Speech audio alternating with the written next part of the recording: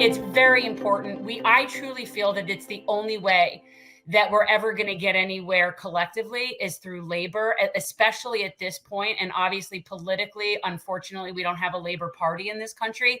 So all of the labor action that we're seeing is completely outside the political process. But as it's heating up, I still feel somewhat hopeful that it's going to overflow and create a ruckus to the point where they're going to have to deal with it, which is why, and I hate to say I'm hopeful for a strike, because the reality is that's hard for everybody.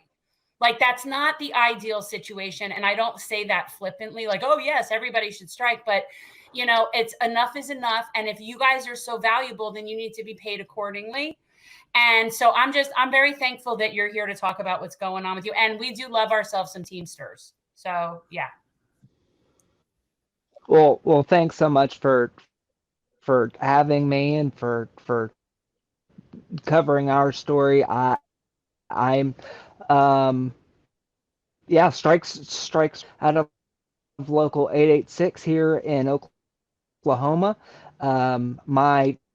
My dad was a warehouse teamster, and he went on strike for 14 weeks on communities. Um, Good union jobs are hard to come by in places like Oklahoma. So, but withholding our labor is the only thing that we have. The only thing that we can do is put our hands in our pockets and not generate them all of those profits effectively, which Zakk, you guys well know. Zakk, what is the main point of contention that will ultimately lead to this strike? We see the anti-labor propaganda, as I call it, that shows up all the time saying, oh, these guys are well compensated. Look, you guys can't even get AC in your trucks. And on top of that, wait, I think, did you guys just get that though? Did they just, did I hear right that they recently finally caved in on the air conditioning thing? You did. Yeah. You did hear right. So we have some 45 tentative agreements with the company. Know what we will see, right? What we will get to vote on. But right now they've moved on AC. So everything now, to make sure that I get to see it in my lifetime, there's also a provision where they will retrofit a third of the vehicles, a third of the. We're going to see fans and heat shields put in, and we're looking forward to it. Some sort of ventilation is really necessary. It's so humid that when you sweat, it doesn't cool you down. Our drivers are in the hospital, but people fall out all the time, and it's not even as bad here yet as it gets. Trophy being what it is, it's only going to get hotter. It's only going to get hotter. So we try to take care of ourselves. One of the has a responsibility to take care of us as well, right? And so coming to the table with them, we have managed to secure air conditioning, but so many people working in the warehouse in ungodly temperature, and I'd like to see AC in there for our part-timers and for the folks. They don't make good wages. Sometimes it's poverty wages, depending on what part of the country they're working in. They don't make enough to support 7 kids, And you do what you have to do as a parent to take care of your family. And my job my job now is enough, but it's really time to support the 60% of our.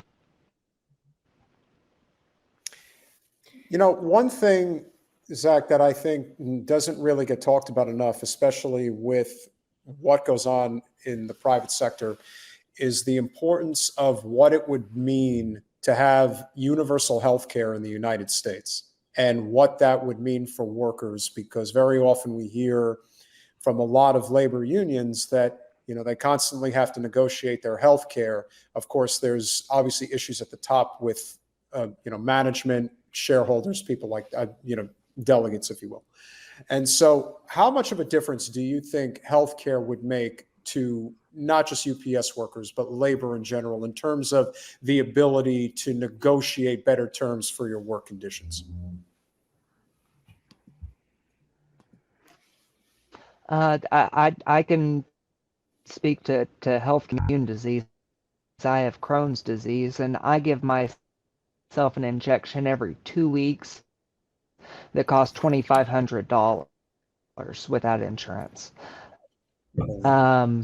Union insurance because of my team care. My entire family is covered in the kind of comprehensive this country should have. It is a godsend. I don't like that, but I tell you, they don't just give it to you. UPS management, our supervision, they from their family, so they don't get that. The union, we still do, but they recently just took that away, and there's nothing that we can see that and know that that's the sort of thing that comes for working people all of the time, but it doesn't.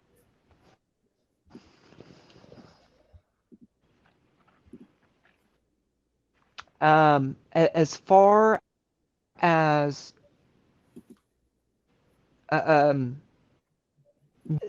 our medical system is so messed up in this country. I have 5 sisters, and 3 of them are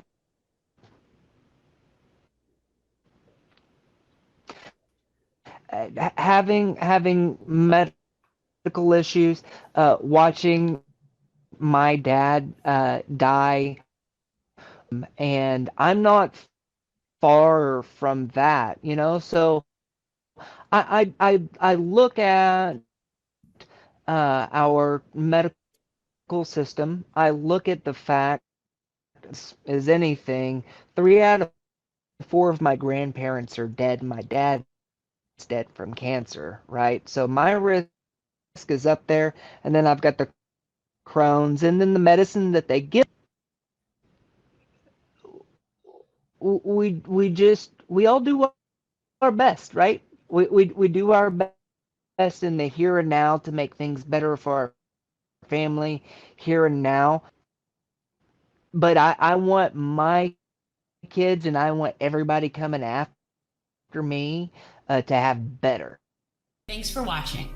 If you want to support our mission to transform politics into service, please like this video, subscribe, follow us on social media, and consider joining our Patreon, where you'll get early access to our interviews as well as other exclusive content. Links are in the description. Peace out.